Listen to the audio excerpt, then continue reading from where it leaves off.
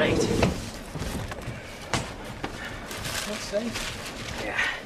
Well, at least we got a compartment to ourselves. Yeah, not for long, though. There are still people looking for places. Oh, we got the choice of the best seats. Yeah. Of course, you know the best way to keep a compartment to yourself? No? How? Well, every time someone's about to come in, just go like this.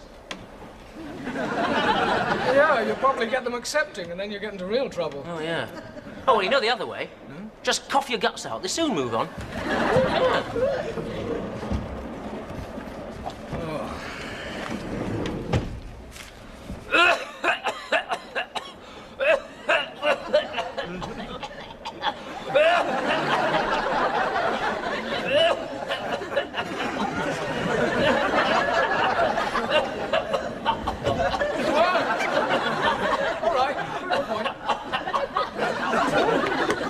Overdoing it a bit. Only started as a joke, then a real cough took over. Oh, I feel shattered. I should see a doctor if I were you. Uh-huh. Did you phone Dick? Yes, I phoned him at his place and apparently went off to Reading for the night. With Nurse Willett. So I suppose he'll come on from there. I shouldn't mention Nurse Willett to my mother if I were you. I don't think she'd understand. Yeah, it's okay. Do you know it's a good idea, this? Having a few days' break from London before starting back at St. Swithin's. Yeah. It'd be nice to get back to the hospital and do some real medicine. Yeah. Hey, Mike, what did I talk to your father about? Oh, anything, as long as it's not medicine. Oh, come off it. He's a doctor, isn't he? Yeah, but he's got his very own fixed ideas. He usually assumes that I agree with him. I see. So it's easier not to discuss them. Yeah, I just agree with everything he says. Yeah. How about your mother? She'll be all right, as long as you talk to her about a favourite subject. Which is? Me.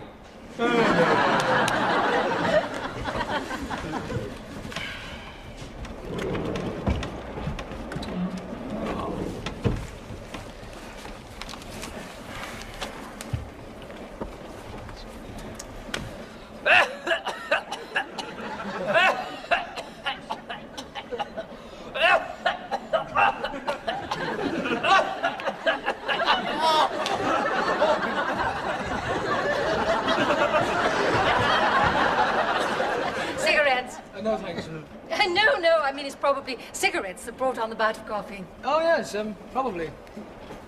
I've given it up. Hmm? Yes, my doctor made me give it up. Oh.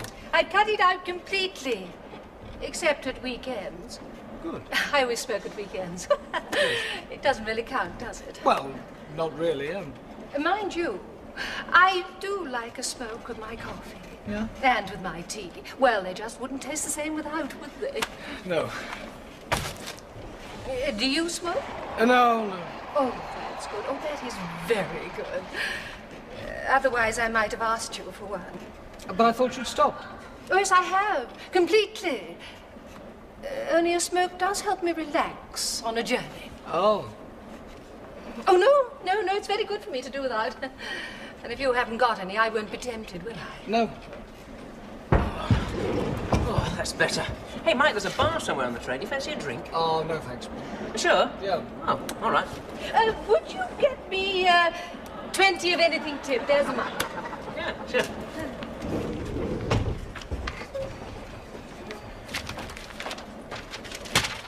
Oh, let me get that for you. Thank you. Sure.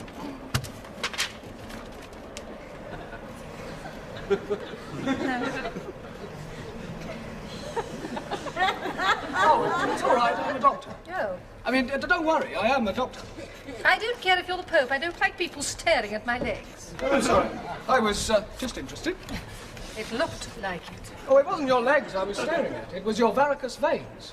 My interest was purely from a medical point of view. Did you say that you were a doctor? Yes. What about my veins?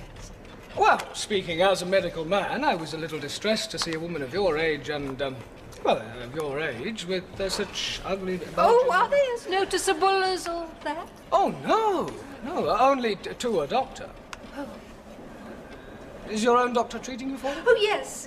Well, yes, in a way. He just tells me never stand when you can sit and to keep them raised slightly whenever possible. Is that all? Yes. Didn't he tell you about the operation? You mean having them taken out? Yeah. He said it was dangerous. Did he really? It does sound an old twit. But hundreds of people have the operation every week. I mean, it might be dangerous if you were old, but a woman of... Well, how old are you? 38? That's all. Well, I should have them out. Oh, do you really think so? Oh, certainly. Are they painful at all? No. Really? Oh, you don't mind my looking? Oh, no, of course not. Well, they don't look too bad to me. Oh, would you like to see them properly? Eh? I'll whip my tights off. Oh, no. In the door. Oh, Won't be a minute. right. Hey, Mike. You know, I just walked the whole length of the train that way. I've just discovered the bar's one compartment this way. Are you sure you don't want anything? Yeah, sure. Okay, see you. Be good. Thanks, Paul. There we are. That didn't take long, did it? No. Well, now. Well, let's look then, shall we? Right,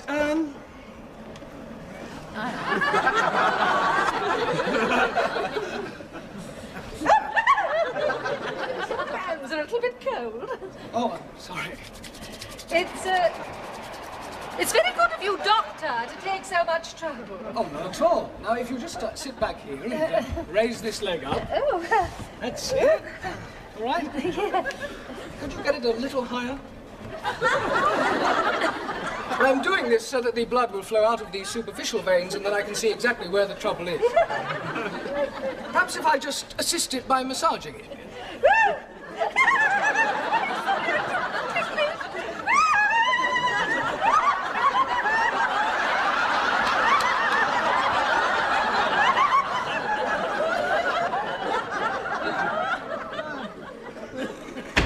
Hello? Oh, hello. Hello, Mum. Michael, oh, my darling. Fantastic. That's great. This is Paul Collier. Oh, Hello, how Mrs. Upton. lovely Nice to meet you, see Lord. These flowers are for you. Oh, thank you. How sweet. Oh, and please. Oh, Michael, how wonderful. Oh, you shouldn't have. Oh, they're lovely. Simply lovely. Yeah. Oh, how lovely. Oh, now let me look at you. Mum.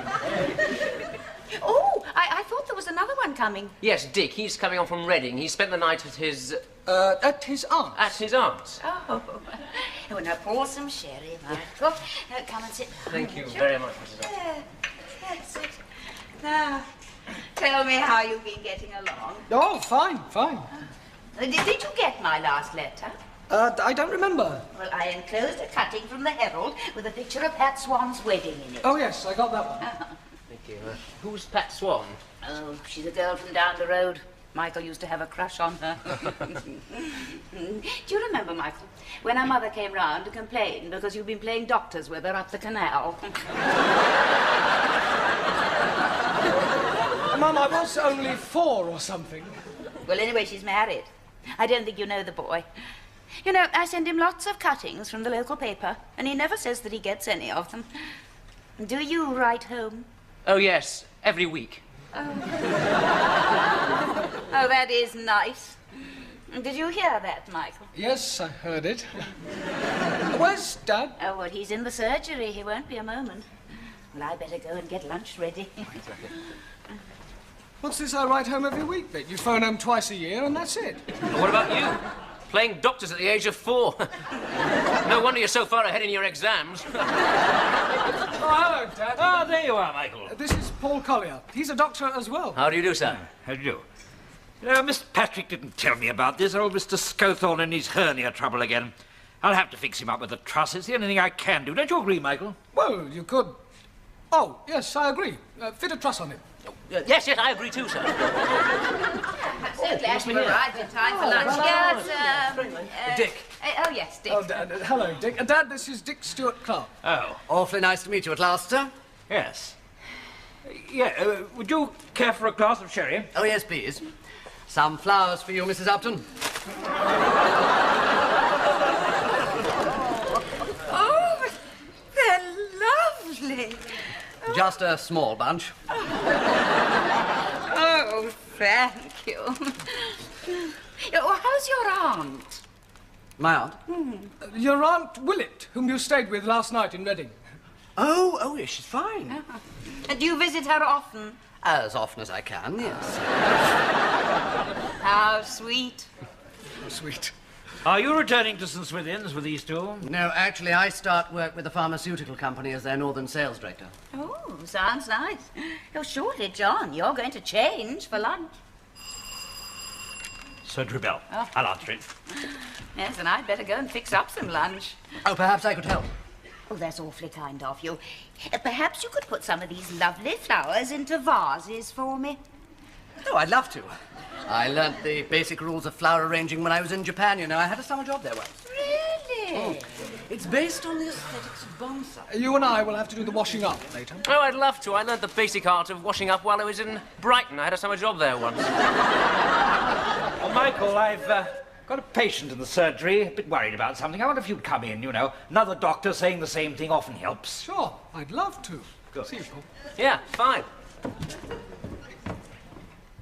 Now, Mrs. Bentinck, here's another Dr. Upton. Michael, you haven't met Mrs. Bentinck, I think. No, how do you...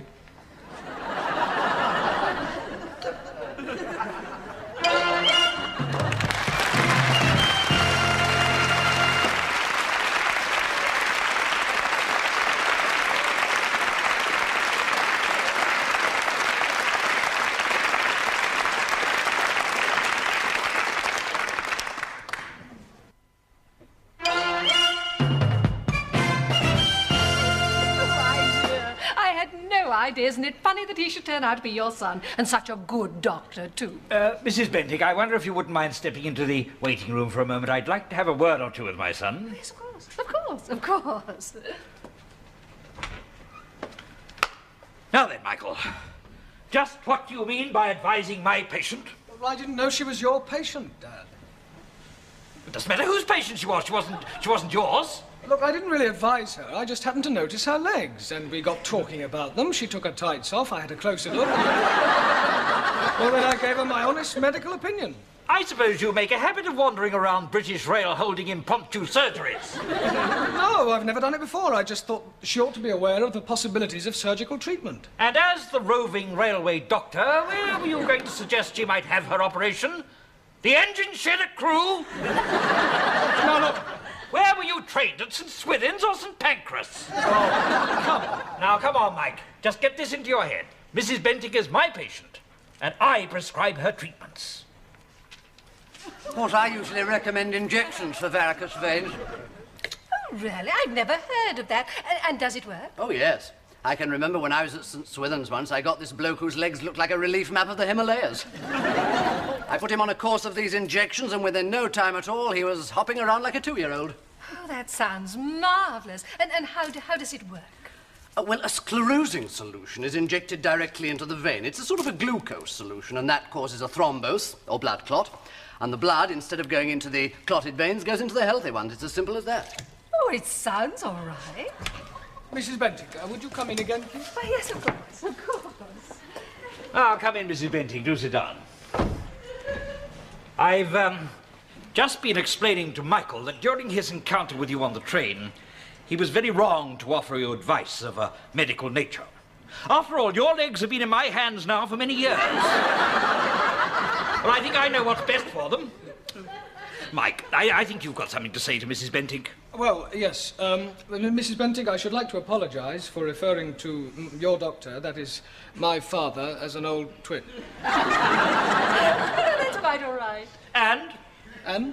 And for wrongful advice? Now, just a minute. Maybe I shouldn't have examined her, but I did, and I gave her the right advice. Oh, no, you didn't. Thank you, Mrs. Bentinck. All I said was she could and should have an operation. Oh, no, I shouldn't. I'm sorry, Mrs. Bentinck. This is a matter of medical opinion. It's not for the patient to say. We have been through this. It is not for you to say either. Now, Mrs. Bentinck, we will continue with your treatment. Rest your legs as much as you can, not too much standing. And we'll hear no more about operations, eh? No, Doctor. Good. I'd like the injections. What? What injections? Well, the ones where you put glucose in the veins and it all clogs up. Clots up. How much more have you been telling her? I didn't... Oh, no, he didn't. No, he didn't tell me. It was the other doctor. What other doctor? The one in your waiting room. Oh. Oh, no. Doctor, would you mind coming in here for a moment, please? Hello. Just sorting out a couple of magazines to read. Have you been telling Mrs. Bentinck about injections? Sorry? Oh, no, that's not the one. Oh, good heavens, it's... Oh, dear. Meaning, that's not the one. No, you see, that's the other one on the train. The one that got my cigarettes. You were doctor, too. Cigarette? You told me you'd stopped. Oh, yes, I have. Completely. I suppose you told her they were good for her. So, you set up a partnership on the 1010 now, have you? And where did you train? Euston? Oh, Dr. Upton, Mrs. Upton wonders if you'd care to eat. That's the one. That's the one that told me about the injections. Aha! Come in, Doctor, come in. Join the medical convention. I understand that you took it upon yourself to advise my patient here about injection treatments for veins. Yes, well, I only mentioned that she might... I'm sorry. Oh, don't feel bad about it. It seems to be the current rage around here at the moment. You see, she was telling me how much she wanted the operation, so I said, why not ask for the injections instead? Why? Why? Well, why not? I mean, if she has the veins removed, there's always a possibility of recurrence in some of the superficial veins. That's why. But injections are only a temporary solution. Well, that's a matter of professional opinion, surely. And what does our learned friend here feel about it? I agree with you. Why? Why not? Dr. Upton. Yes? Mike, be quiet, will you? You know, you three really amaze me. Just as a matter of interest, and perhaps one of you might astound me by coming up with the right answer. What is the second thing you do when a patient walks into your surgery? The second thing. The second thing, yes. Well, what's the first thing? Ask him his name, of course. Yes. I was just going to say that. Yes, well, what is the second thing you do? Ask him his age? Oh. Ask them what's wrong with them. Oh. No, ask them to sit down. Oh, for heaven's sake! Well, all right, we give up. What is it? You read her bloody notes! Of course you read her We notes. knew that. Oh, you knew it, did you? Did you read Mrs. Bentinck's notes? Well, how could I? I was on a train. Exactly, you couldn't read them, yet you took it upon yourself to advise her. Now, these are Mrs. Bentinck's notes. Read them very carefully, and you will find that she has a long history of respiratory trouble from an asthmatic condition she had as a child. And an operation of the kind that you suggest might prove fatal on account of the post-operative effects of anaesthetic. Yes, of course. So, Mrs. Bentinck, we will... What about the injections, sir? Pardon? Well, we know she can't have the operation, but why can't she have the injections?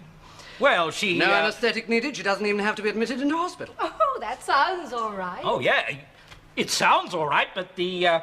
But you know of a reason why she shouldn't have them. Why, yes, of course I do. It's, because the, Because she's on the pill. Eh?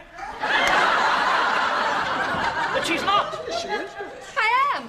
Are you? Yes, Dr. Hatfield put me on it when you were on holiday. But I didn't know that. Didn't you read his notes? Well, no. But he couldn't have read mine otherwise he'd never have put her on the pill. But what does being on the pill have to do Of with these course. injections? Thromboembolism. What? There's thromboembolism. Exactly. He's all tied up you with see. corrosive substances, you see. Yes. You are. 4 doctors all talking about me. Oh, this is a very special occasion. I think it calls for a cigarette.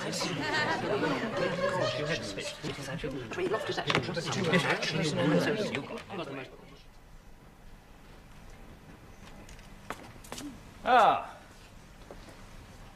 There you are, Michael. Others gone for a walk? Yeah. I, just had a phone call from Mrs. Bentinck. Oh? Oh, she's all right. She told me she was going up to London to get a 5th opinion. Look, Dad, really, I'm very sorry about that whole... Ah, can't be helped. Jolly glad you got me out of that pill business, anyway. You, seem to know your medicine all right, Mike? Well, Sorry I put you on the carpet like that. no, it was my fault. I mean, I should never have spoken to her on the train. No, quite understandable. Just qualified, head full of medicine. Funny to think of you being a doctor, Mike. Ah, there they are. Oh, I think I'll go and do some work. Well, perhaps you'll be a surgeon one day, Mike. A famous surgeon. The whole world's going to hear about you. I've been telling the boys all about you. Yes, all about you. What you did with the rice pudding when you were 5? What you did in your grandfather's shoes when you were 7. Didn't tell you all that. Oh, we know enough about you to write a book, and we've only covered you up to the age of 11. Yes, which is when the incident in the girls' laboratories occurred. No, no, Dick, you're confusing that with what he did from the top diving board when he was 7. Now, I was going to show you boys some photographs. Oh, yes! Oh, no, Mum, not that one. Oh, here's one of Michael going to a fancy dress ball as a fairy. Don't bother, Mum. We've got to go. We've got to catch a train. No, it's in here somewhere. Yeah. Isn't he sweet? Isn't he